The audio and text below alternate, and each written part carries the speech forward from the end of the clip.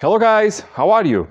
Every time you have a system that is controlled by vacuum, being the turbo or the EGR, some intake valve, anything, you may always have leaks on the system. Every time you have a leak on any part of the system, all of the components of that system can be affected by the leak of the vacuum. Thus, every time you have a problem, imagine like a fault code on a turbo, for example, the turbo does not have enough force, does not actuate fast enough. The problem may not be the turbo or the sensor or even the regulator. It can be just a pipe, a tube that is not good. So on this video, I will show you how to diagnose a leak on the vacuum system. As you may know, this car has some vacuum systems, namely for the turbo and for the intake valve. Just to give you here an overview, what are the components that compose this system. Obviously you have here the vacuum pump. This is crucial for the functioning of the system, as you can imagine. Now you have one exit on the Alfa 159, you have a second exit dedicated to the accessories of the vacuum, but that does not matter right now. What matters is, down the line of this pipe, this exit pipe, you have this little T over there that goes to a vacuum reserve. That reserve, it is a black box that you have behind your engine. It is very crucial that that box is in working order, because you have always to have a reserve of vacuum to operate several systems, namely when your car is shutting off, to actuate your intake valve, to your regulation of the turbo, and etc. Later on the video I will show you closely how that box looks like and how to diagnose everything, okay? So you have a pump, you have pipes, you have accessories, you have a black box, you have then a valve on the intake to protect your DMF, your dual mass flywheel. You have now the more known turbo, the regulation for the turbo. Now, every time you have a problem on any of the systems, because if you have just one line of vacuum, then is shared with several components, as you have a leak on any part of the system, all of the vacuum system eventually starts to work badly. And the first place that you have the symptom is when you are shutting down the engine, it vibrates a lot, and you have fault codes related to the turbo, because this is the system that is being constantly monitored by the ECU via this sensor over here on the intake. We will test this sensor too. From this deviation here, from this T-shaped part, it goes to the vacuum reserve, if you follow the pipe. As you are leaning on your car, make sure not to damage anything with your elbows or arms. Now I will move this T-shape that I told you earlier, and you can see that is the feeding, if I can say so, of that black box that is the vacuum reserve.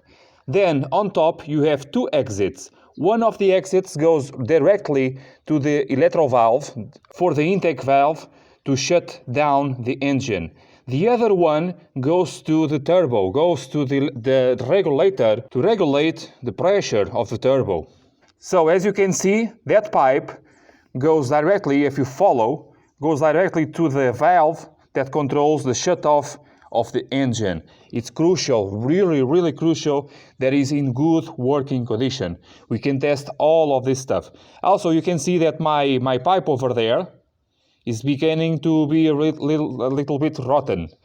If you follow this rubber tube, this rubber pipe, you will be able to see that that pipe connects to this metallic one, okay? And if you follow all the way, it will connect to your regulator. This regulator controls the geometry of the turbo. Next, you will see that the exit will go directly to the turbo itself. And then coming through this pipe, you always have to have the maximum vacuum possible. That is 0.9 bars, okay?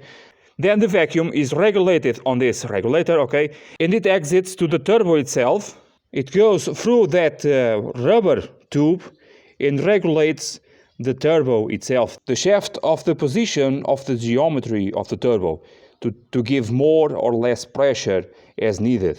And you may say, well, why don't we just leave the turbo on this maximum pressure possible so you have more power?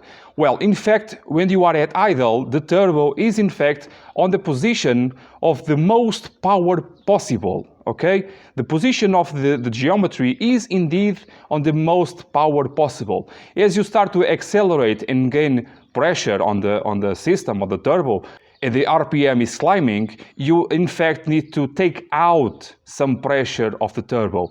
If that does not happen, you will have a fault code on your system because the sensor over there sends the readings to the ECU. The ECU compares the map with the actual behavior of the pressure and triggers a fault code to say too much pressure of the turbo. When you look at that shaft, ask someone to start your car. That shaft over there must shift to his maximum position almost immediately. I will do here with a tool that I have, a new tool, and you will see it must be 3 times faster than this, okay? Almost instantaneously. The faster it goes, the better, okay? Okay, all the way down. And then when you shut down the engine, it must do this. Now, with your car at idle, when you start to accelerate and ask for more power, actually what will happen is the regulator will start to take out a little bit of geometry. Just taking out like this, you put it back again when you ask for more acceleration, and then put it back again when you reach a lower RPM, and then with higher RPMs, you start to get less and less turbo until you pass the 3000 RPM. At 3000 and up, the position of the turbo is actually this one. So one of the systems that you may have is your car only has power at about 3000 RPM and up. I will test the rest of the parts, but just one quick rant over here. The thing that I get most annoyed by is every time people have, not every time, but most of the times, when people have fault codes related to the turbo, the first thing they replace is the sensor, wrong, and the second one is the turbo itself, double wrong. What you should do first is to do your research, do your diagnosis here. And I will start here from the turbo actuator itself. It is the first thing that you should do is to test the actuator of the turbo. Next, we will test the vacuum lines to see if you have enough vacuum to do the regulation. So the next step is to find the pipe that goes to your actuator, follow the pipe and see where it meets the regulator. Then take out the pipe from the regulator itself, insert your tool over here, and pump the tool to see two things. You set your tool to vacuum over here, and now pump the tool, okay, to the maximum vacuum possible. And you must see the shaft of the turbo go to the maximum position possible, like I told you earlier on the video, okay? And now what you want to do is just wait. Wait whatever time you need to wait, and while you are waiting and checking on the gauge over here, move the plastic and rubber pipes to see if you have any movement on the needle over here. If you have a movement on the needle and it goes to 0, imagine, you just have found your problem, or at least one of the problems. It was a rubber hose. Again, normally it is in fact a rubber hose. Now the second test is the following. Now I will let go of this connection over here really quick, and you will look at the shaft over there, and it must go to the normal position of engine off as soon as possible. It must be really very quick. So I'm going here to disconnect, look down there. Excellent. In this way, I know that inside the turbo we have no prisons, the shaft is good, the inlets are good, everything is good, so the problem must be elsewhere. Next thing you want to do is to test the vacuum that comes from your pump. No matter how many deviations you have on your system, you always have to have the same amount of pressure or negative pressure, on this case, on this feeding pipe to your regulator as you have on your exit from the vacuum pump. Two more things here. If you disconnected both of the pipes, do not be afraid by that. Sometimes people take them out and then they don't know what is the position. I actually had cars that people just took out everything to redo the vacuum system, and now they don't know how to connect the pipes. It is very easy to understand. On the valve itself, you have a description that says vac, that is vacuum, and another one that says out. Here is where people get lost. Why does it say out and it does not say turbo or EGR or whatever? Because these regulators here, these lateral valves, they work for a number of systems, for the turbo, for the EGR, for the intake valve, for whatever system. So you want to have a vacuum line to the vac, 0.9 bar, like I told you, and the other one is a function that you have. On this case, we want the function to be the turbo, so it goes directly to the turbo. One last thing here, on the plug itself, you must see if the terminals are in good condition, if they don't have any corrosion or some strange thing happening here. One more, because this is an area that a lot of water can enter through here, and you can have problems on your plugs. Now, what we will do is to actually test the power of the vacuum on this hose over here. If you test over here, you actually are testing all the way through the pump. You are testing the box, the fittings, everything. And what you should see here is the maximum pressure possible. Beware that this pressure will not appear very fast, because you have to take out all of the air that is now inside of your reservoir.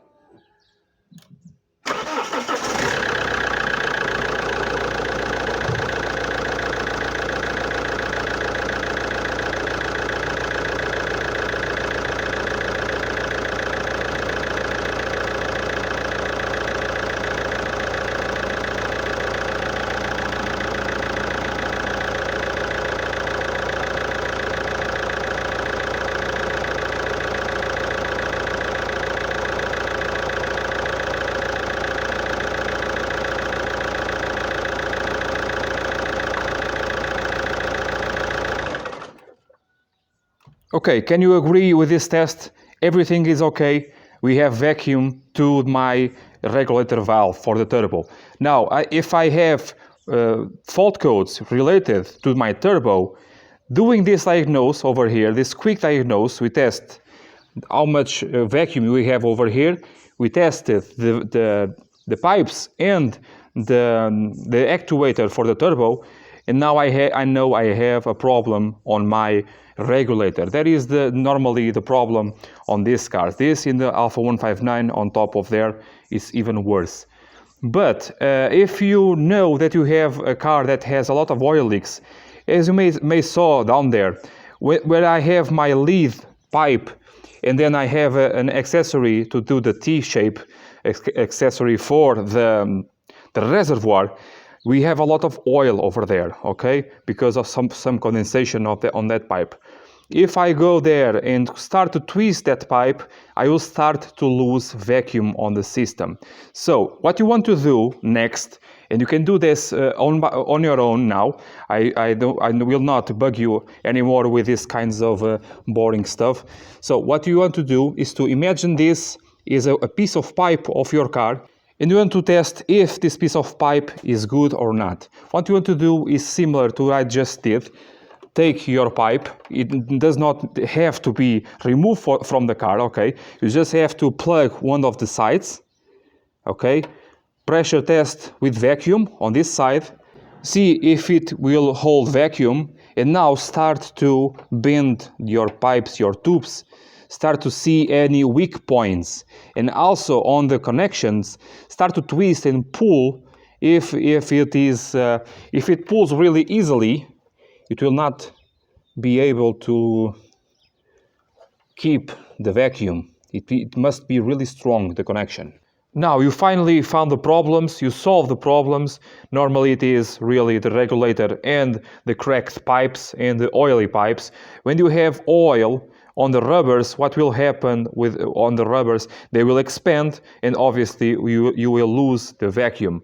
So, but you solve all that, and now the car is okay, but sometimes you still have a pressure related fault code. Now is a different fault code or the same fault code. You still have, but on different symptoms of the car, on different driving conditions, you have it. Now, how can we test if our sensor is good or not? It's very easy to do. For this next part, you really need a diagnosis machine, at least a basic one, to do this test.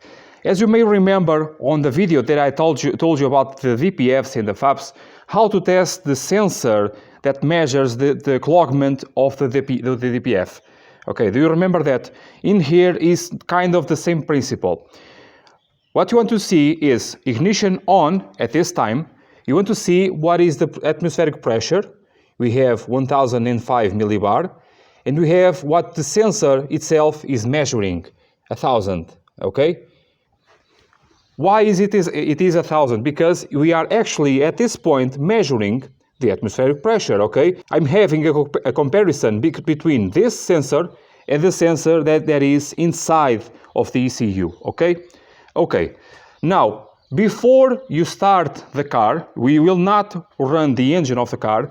We want to test if this sensor corresponds with my input with my vacuum manual machine. So now I will set my device for pressure, can you see?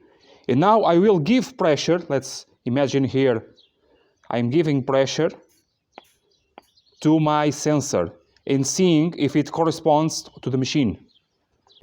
With ignition on, engine off, okay, 0, nothing changed.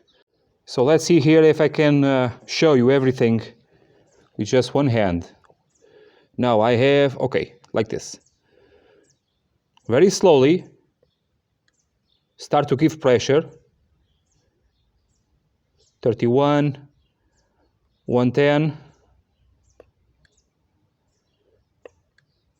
one little bit more, 1200, okay. On the gauge, it starts at 543. So it's right there, 1000, a little bit more. So you can start to get on the first F bar measurement. So it is a bit late. No, 0.05, okay, 0.5. Remember that 1000, I am adding the atmospheric pressure.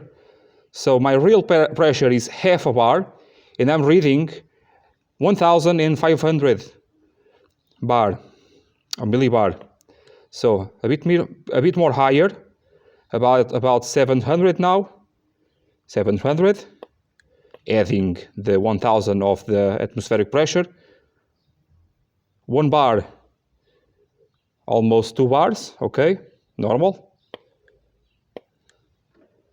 Let me see if I can, okay. Going back a little bit more, if you don't have the reading of atmospheric pressure when the car is with no testing, you obviously have a failing sensor. So now I have 1300. You can continue testing all the way. Some sensors do not like to go all the way because they really get bad. So this sensor can get to 2 bars or more. My thing here just failed at 2 bars. 2 plus the atmospheric pressure, so 3 bars. So this is the test that you should do. This is the test that the manufacturers teach you how to do it. This is the best way to test any component. Now, if you have a lot of components, so you want to test, I have 2 over here. Both of them are okay. So one of those was for another car and is actually broken. Another thing that you have to have in mind is the connection to the sensor. The terminals over there must be perfect, no less than perfect. Okay. Another thing here, every time you do a service on your car, what you should do always is to clean that hole that is on there, and the same thing over here, okay? Because most of the times failures related to pressure on the turbo is this sensor is clogged, and you can clean it however form you want to clean it, with spray, with water, whatever method you choose to, you can do it. It is very resistant. Just one quick thing here on the sensor itself. When we are testing the sensor, normally what happens is if you don't have the atmospheric pressure at beginning, obviously the sensor is not okay, but sometimes we have it, and as you are increasing the pressure applied on the sensor, it reaches about, let's imagine 500 millibars of pressure, and it stays there. It just freezes on that value, and thus you have the confirmation that the problem is indeed on the sensor. It must accompany you at least 1.5 to 2 bars of pressure, okay? From then on, obviously the unit is not prepared for it, okay? And here you have it. These are the principles of working and how to diagnose any vacuum system on any car. And any sensor system, for that matter, is equal on all makes and models, on all cars, okay? So you can apply this. Obviously, we'll have cars that have more deviations for the vacuum system.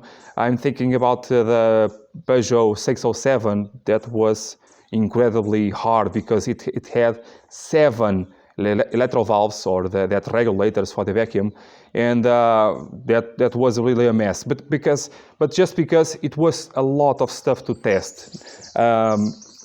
Now,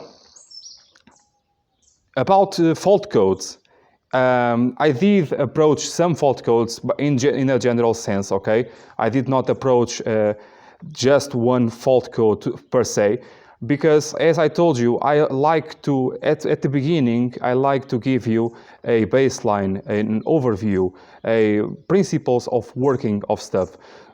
So now you can apply and learn this. Applying this, you can learn how to diagnose and how to solve problems. In the future, I will do really just the problems, okay? But then I can do a smaller video just for the problem itself. I don't have to explain every time I do the research for the fault code. I don't have to explain how the system works. Or can you understand? So, once again, I really hope you like this video. I really hope you can share with your friends, consider subscribe, and hit the like button. Also, on the description below, that is a lot of information that can be useful for you, including helps for the channel if you like to do so. See you next time, guys. Bye.